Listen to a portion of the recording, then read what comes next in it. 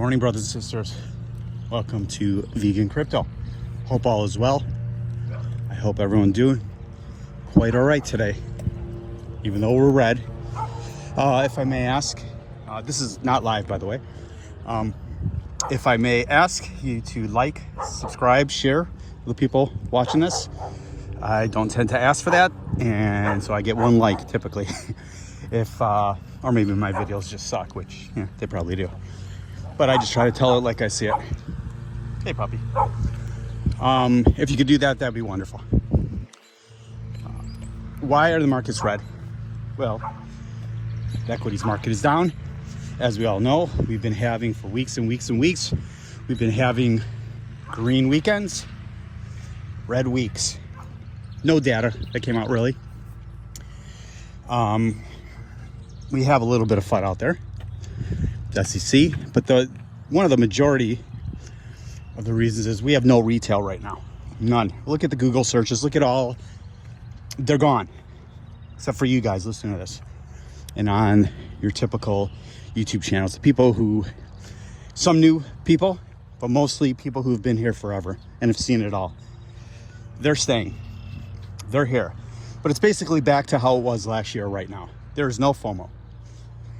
And I said there won't be any FOMO until we get into the 70s. And, you don't even hear it really on Squawk Box that much. There's a couple of people who talk about it, but it's brush, Pomp is on talking about it. That's about it, There's no FOMO right now. And with no retail comes no FOMO. Comes no hype. We need that as much as we do the institutional money. So with that being said, inflows are very weak. Outflows are somewhat weak as well, but they're existing.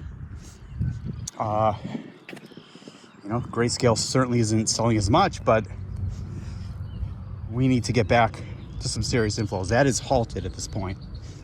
We need BlackRock, Fidelity, ARK to be able to sell this ETF product and get people interested. How they're not interested at these 61, 62 levels, at the 56, 57 levels, no idea. I think a lot of them feel burnt at 73. So they need to do their job and get that back. What do we need to do? Well, this is a game of patience, as we all know who have been here a while. For the new folks, this could be a little ways. We're as humans, we have amnesia in a sense, right? We're down, and we get one green day, and all of a sudden the bull run is back on. That's not how it works. It takes more than a day. It takes more than a week. It takes more than Bitcoin going up $4,000 or $5,000. That is nothing in this market, right? You had AIOZ and Ondo and everything holding strong, and like I said, the AI narrative is going to be great for the next couple weeks, but not if Bitcoin goes down. Not if Bitcoin gets killed. That kills everything. Everything. People talk about alt season, money comes out of Bitcoin and into alts. That's true, but we're not even near there if we get there. So we're just trying to be realistic in regards to having expectations. It just doesn't, we're not at the phase where we just move in one direction right now. We did that pre-ETF, and we are back in a stagnant area where our tendency is to go down more than we go up, right? 2 steps forward, 4 steps back. So this is accumulating time or a waiting time. Depends on what your goal is. I personally don't think it's a bad time to be DCAing, but any bad news, we're down in the 50s. Any great news, we hit those shorts, we're in the 70s. So teeter-totter. Who knows where it's going to go? Nobody does. All we can do is look at the data in regards to crypto, inflows, outflows, economic data, the usual stuff, and listening to the channels that kind of provide you realistic thoughts. I would say Joshua Jake does a great job of that. not too many others. You know, don't get caught into like the I'm not going to. It's not going to be a YouTuber bash, but don't get caught into the FOMO BS of hype YouTubers. You know, the constant optimism. It's good to be optimistic, but that comes with patience. You have to be. You know, for us who know, it could take 3 years. It's not going to for this, but we've been waiting 3 years for a bull run, for the market to really pay off for us. Now, for those who have been DCAing all along, it has over the last 3 years. But you know, there's majority of things that are not at all-time highs, back to their previous highs. So we have to still be patient. If you want to get in the game, you don't have the money, accumulate more money. You know, I was surprised to hear Joshua Jake did an awesome broadcast yesterday around 6-ish. When it's just him, that is the best show. Discover Crypto should cancel everything except for him. He for a 25, 26-year-old, he's really good at kind of telling it like it is and what he sees. Kind of no BS, no fluff, no rambling on. He does a good job for the most part, I think. Better than me. But I was surprised to hear him say that, you know, if I had millions, I'm surprised he doesn't. You know, he would buy this, buy that, or buy Bitcoin, really. I'm surprised he doesn't have millions with, you know, how he's been in the market for a bit and what he says, but I appreciate his honesty.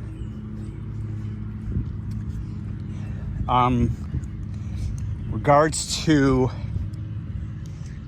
the SEC, they keep firing at us and it's working still.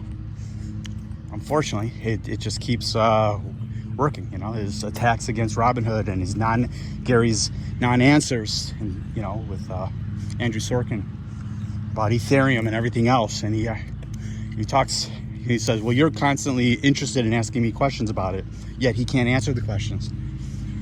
Of course, the media is asking him questions and he doesn't give answers, and he constantly goes after the crypto industry by enforcement and not giving guidelines, even though he says it's just basic lies.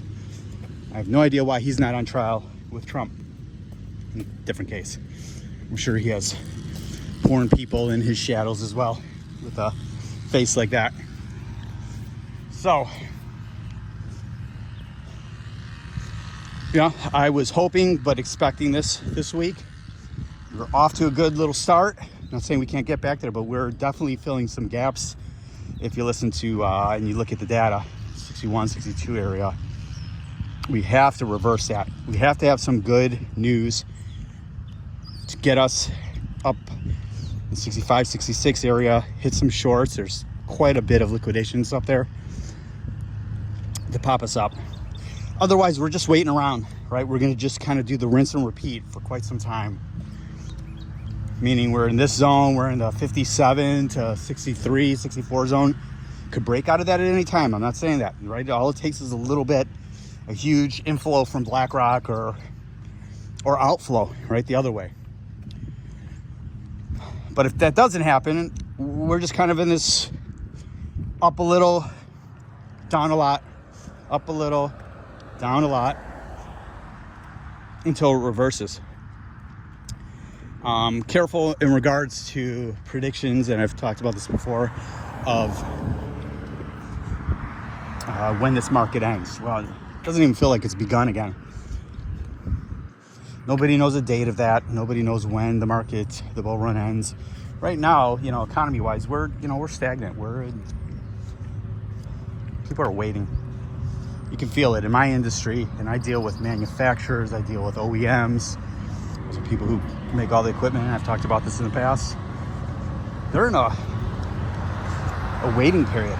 Now, there's some execution out there and expansions, but I can tell you on the EV side, they're changing battery technology. So a lot of these, multi-million-dollar projects I work on, some of them are on hold. Some of them are going, but many of them, with Ford, GM, Samsung,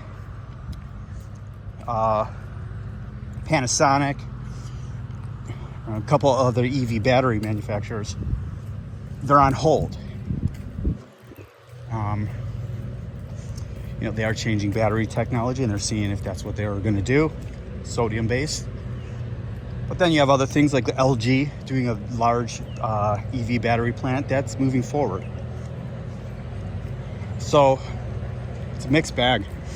And in regards to, I'm seeing a slowdown in certain sectors of food and beverage, yet pharmaceuticals expanding. Shocker.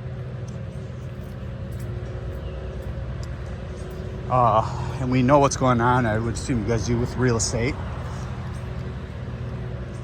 Hard time to be a homeowner, a car buyer right now.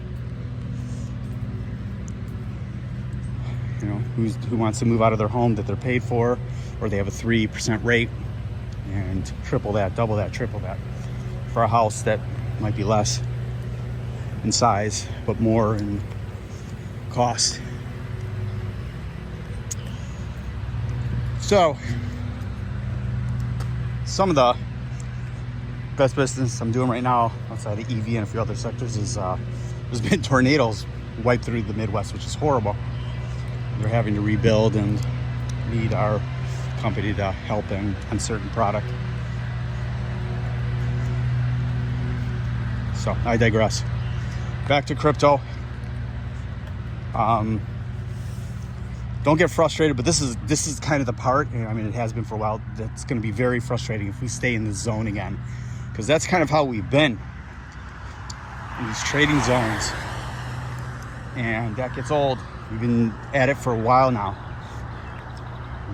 I'd rather be in this zone than down, and keep hitting our trend towards the downside. But we do need something significant to change the narrative. And I would say on what I've been talking about on AI, doing great over the next couple of weeks, I still believe that, but that is going to rely on Bitcoin. Bitcoin gets hit hard and goes into the 50s. NVIDIA doesn't mean anything.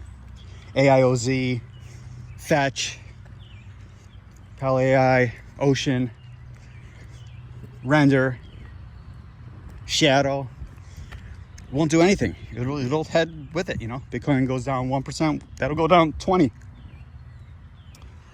So keep that in mind. Don't spend and buy what you can't afford to wait on. Once we reverse this trend, could be tomorrow and it could be 3 months from now. I believe it'll pay off. That's why I do this.